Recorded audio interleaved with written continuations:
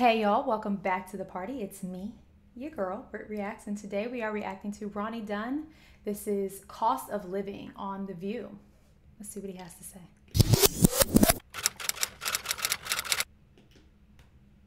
This is one of those profound statements that I made when I was off guard. Right. And they said, what about this record? I said, I've waited 20 years to do it. Right. We've been in the duo for 20 years, so Wow. a long time 20 coming. years. Well, let's see him do it. Yeah, we are excited to hear it. Appropriate for the times now. Here to perform his song Cost of Living off his self-titled debut CD. Give it up for Ronnie Dunn. Yeah.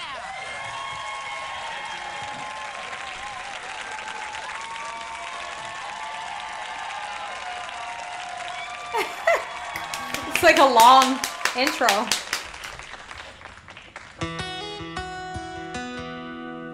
Everything to know about me is written on this page. Number you can reach me, my social and my age. Yes, I served in the army. It's where I learned to shoot. 18 months in the desert, pouring sand out of my boots. Wow. Okay. Number one, the wispiness of his bangs. Like his hair is just always so perfect, and it's like always like perfectly imperfectly tousled a little bit. And I just like, do we envy the head of hair? Like I do. Secondly, this is Dunn.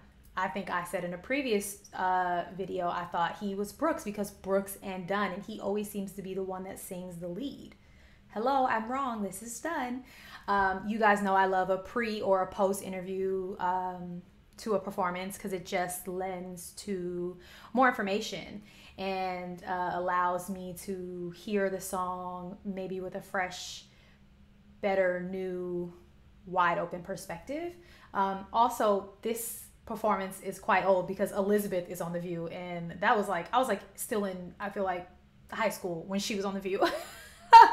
And then lastly, what was I going to say about the last thing that I like noticed? And now I can't remember. Oh, he said this is his first self-titled debut album. After being in the group for 20 years, he finally has his own album. And I think that's just like, what a career that after being in a group for 20 years, you can come out with your own like self-titled, well, not self-titled, but like your own solo project. That just speaks to the longevity and like goodness of his talent. I love his voice. I love his ability to tell a story when he sings, because it really does feel like you're like sitting on the front porch, crisscross applesauce, listening to like a family member tell you a story. He just has this like great storytelling quality in his voice, and the songwriting also lends to that. So I'm excited. So what we've gotten so far is he was in the military. There's a piece of paper with all his information, which I guess is like a draft card, and he's saying that he learned how to pew pew. So let's keep going. 18 months in the desert, pouring sand out of my boots. No, I've never been convicted of a crime. I could start this job at any time. I got a strong back, steel toes. I rarely call in sick. A good truck, what I don't know, I catch on real quick. I love that. I love that. Weekends, if I have to, nights and holidays, give you 40 and then some, whatever it takes. $3 and change at the pump. The cost of living's high and going up. Ooh, okay, now I understand why Elizabeth said this is relevant today. You know, my job before this, I had a very, very demanding job before this, and I worked anywhere between 40 hours to like 80 hours a week sometimes. And there was a point where I was working that hard, and I was struggling between like filling up my gas tank and buying my daughter like essential things that she needed. And I feel like that's exactly what he's saying. He's like, I will give you my all. I will work to the bone. I'm a workhorse. I have insane work ethic. You know, I'll work holidays. I'll work 40 hours plus. And then I go to put gas in my tank, and I can only afford $3 and some change. And I think that is, I mean, still relevant today. This was years ago, I can tell you. Elizabeth was on The View a long time ago. And so this is many, maybe even decades ago. And if this is not more true now, it's just as true, because the cost of living is so high and the bottom line of wage is so low. And I don't care what tax bracket. I just said this to my husband the other day. It doesn't matter what tax bracket you're in. Things are too expensive. You can be as rich as you want to be, and the things up there are just as too expensive as they are for the poor. You know what I mean? Like, not saying like the rich have it the same, but all I'm saying is everything is expensive for everyone. Everyone has seen the increase in how much everything costs. And it's really unfortunate for people who are working to the bone and sacrificing time with their families and things like that, and then they still can't afford basic living necessities. Basic living necessities. And that's not just here in the United States of America. I feel like it's all over the world. But the way I am able to like relate to this almost makes me want to cry, because I'm so grateful that I'm no longer in that phase of my life. And I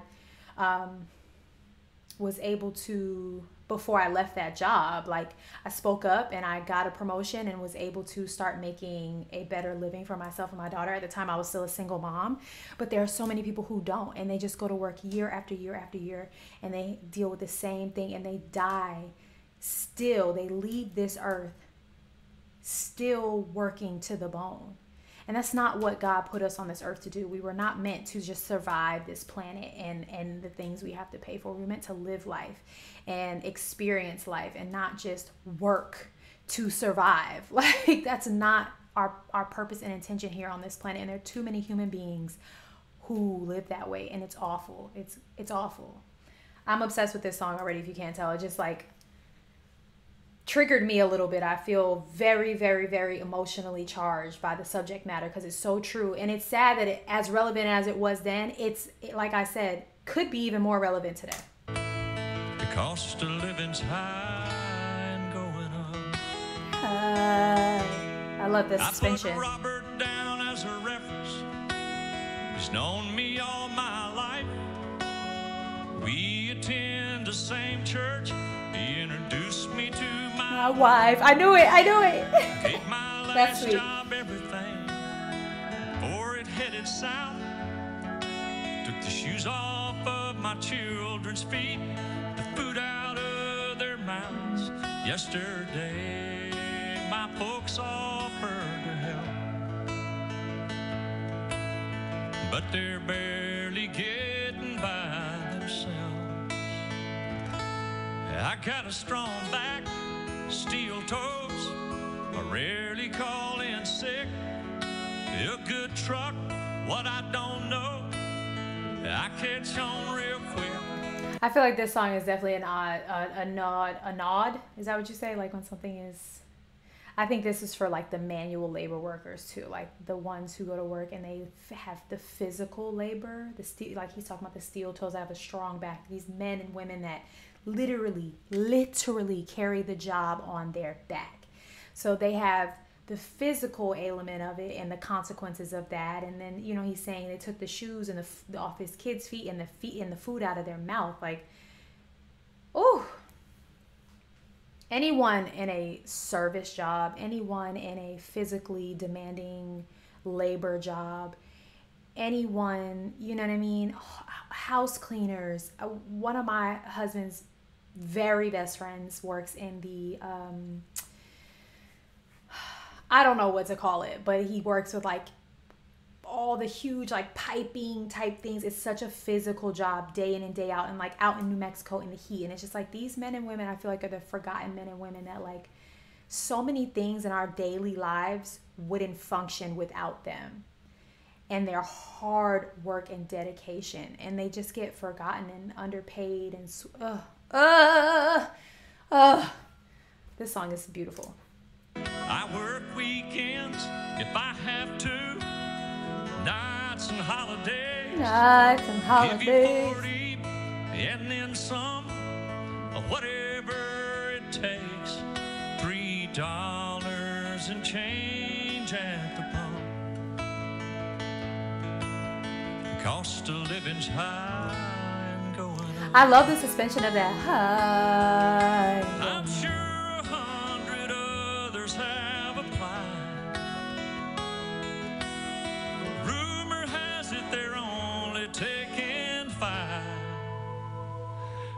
got a strong back, steel toes, I'm handy with a wrench.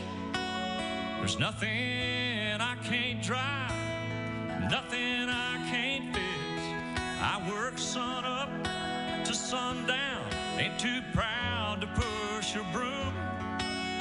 Bank has started calling, and the wolves are at my door. I also love that he just said it. I ain't too proud to push a broom. Another little story. Literally on Sunday, my husband and I flew, and my daughter flew home, and we passed an older gentleman who was doing the shoe shining in the airport.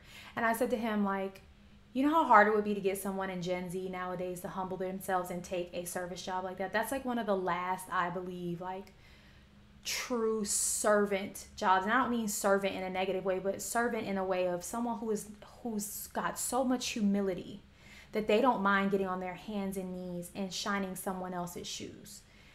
My generation, millennials, maybe there's a few of us left, but Gen Z, forget about it, because they all have this chip on their shoulder like they are owed something. All right, that's a very not nice generalization, so I take that back.